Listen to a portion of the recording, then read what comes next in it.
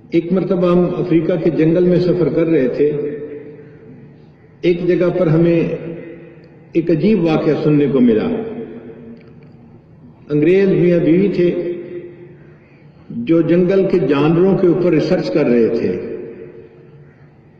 اور شیر کے اوپر خاص طور پر وہ ریسرچ کر رہے تھے.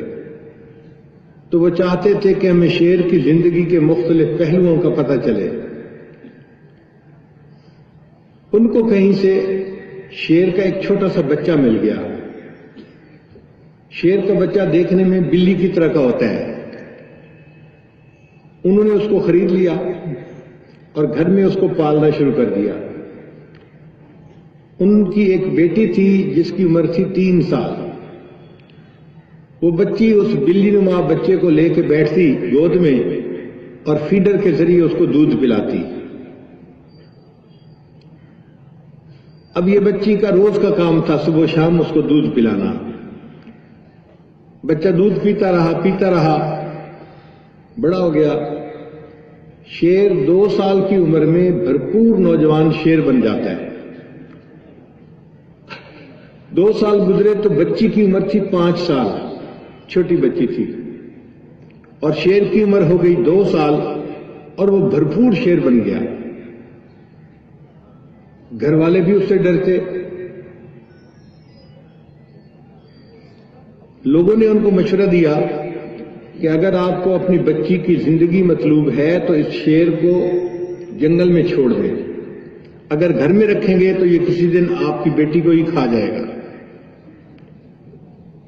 ماں باپ جب اس بھرپور شیر کو دیکھتے تو وہ بھی ڈرتے کہ اگر اس کو کسی دن غصہ آ گیا تو اس نے تو اس طرح بچی کو کھا لینا ہے جیسے ایک آدمی کھیرے کو کھا لیتا ہے.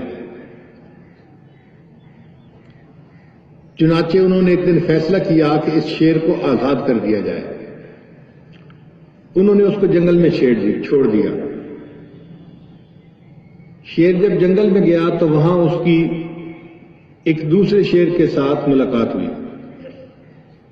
شیر ایک ٹیریٹوریل اینیمل ہے، اپنی حدود بنا کے رہتا ہے اور اپنی حدود میں کسی دوسرے کو داخل نہیں ہونے دیتا.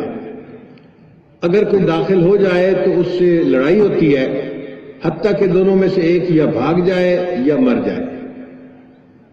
یہ نوجوان شیر جب دوسرے شیر کی باؤنڈری میں داخل ہوا تو اس شیر سے اس کی لڑائی ہوئی. پرانا شیر بوڑھا تھا اور یہ شیر تازہ نوجوان تھا. لڑائی میں اس نوجوان شیر نے بوڑھے شیر کو ہرا دیا اور وہ بھاگ گیا. جو شیر بھاگ جائے اس کا جو ایریا ہوتا ہے وہ پھر جیتنے والے شیر کو مل جاتا ہے، اور اس کی جتنی بیویاں ہوں وہ بھی اس جیتنے والے شیر کے ساتھ رہنا شروع کر دیتی ہیں. چنانچہ یہ جو شیر آزاد کیا گیا تھا اس نے جنگل میں اپنی جگہ بنا لی اور وہاں رہنا شروع کر دیا. اب یہ کھانے کے لیے وہاں جانوروں کو شکار کرتا. کبھی ہرن کو مارتا، کبھی کدو کو مارتا، کبھی زیبرا کو مارتا، کبھی جراف کو مارتا اور ان کا گوشت کھاتا. یعنی یہ وحشی شیر بن چکا تھا، جنگلی شیر بن چکا تھا.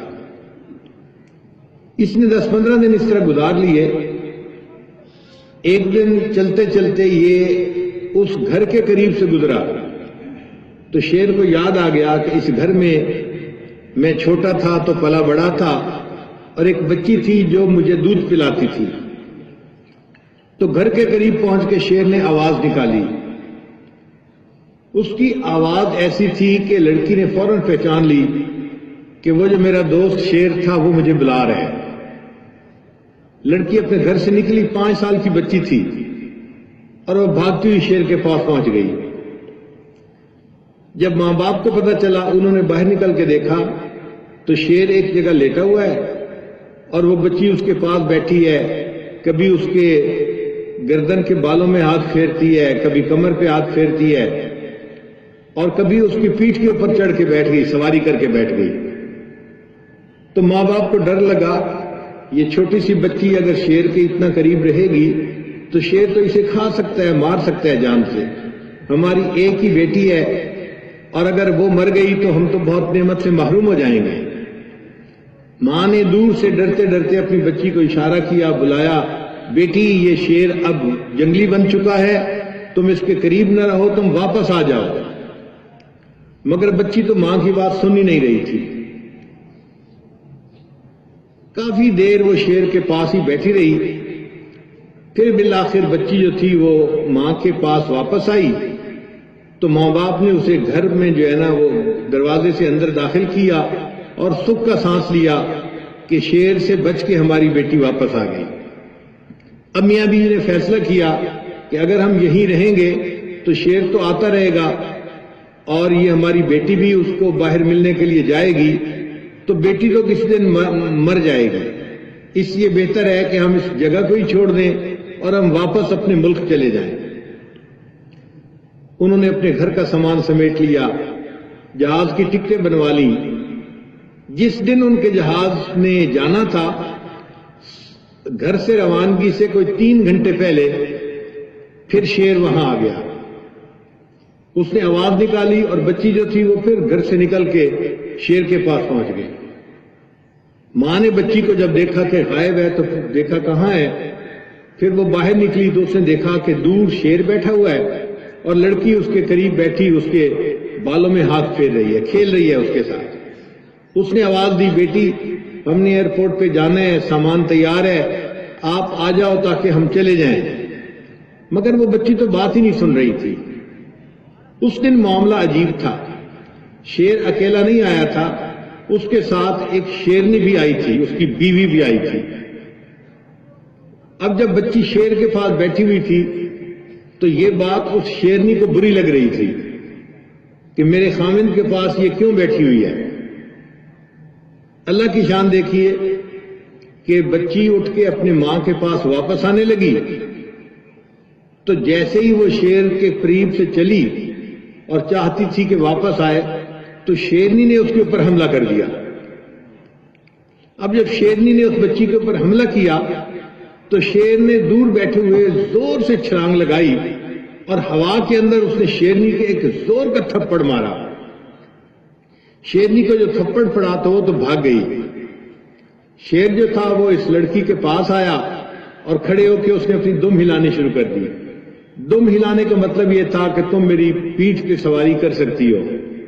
جب اس نے دم ہلائی تو لڑکی اس کے پیٹھ کے اوپر بیٹھ گئی اور شیر نے اس لڑکی کو پیٹھ پہ بٹھایا اور گھر کے دروازے کے اوپر لا کر اس کو چھوڑ دیا اور واپس جنگل میں چلا گیا۔ ماں باپ نے اپنی بیٹی کو لیا اور جہاز کے اوپر بیٹھ کے اپنے وطن واپس چلے گئے۔ آپ غور کیجئے کہ شیر ایک خونخوار جانور ہے، اگر ایک بچی اس کو دودھ پلاتی ہے وہ اس بچی کا بھی احسان مانتا ہے اور اس کے ساتھ بھی دوستی نبھاتا ہے، تو اگر جانوروں کے اندر بھی یہ اچھے احساسات اور جذبات ہوتے ہیں تو انسان تو پھر انسان ہے۔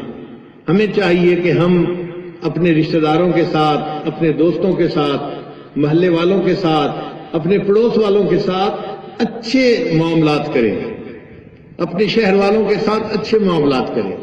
ویڈیو کے نیچے سبسکرائب کے بٹن پہ کلک کریں، بیل کے آئیکن پہ کلک کیجئے تاکہ ہر نئی ویڈیو کی نوٹیفیکیشن آپ کو مل جائے۔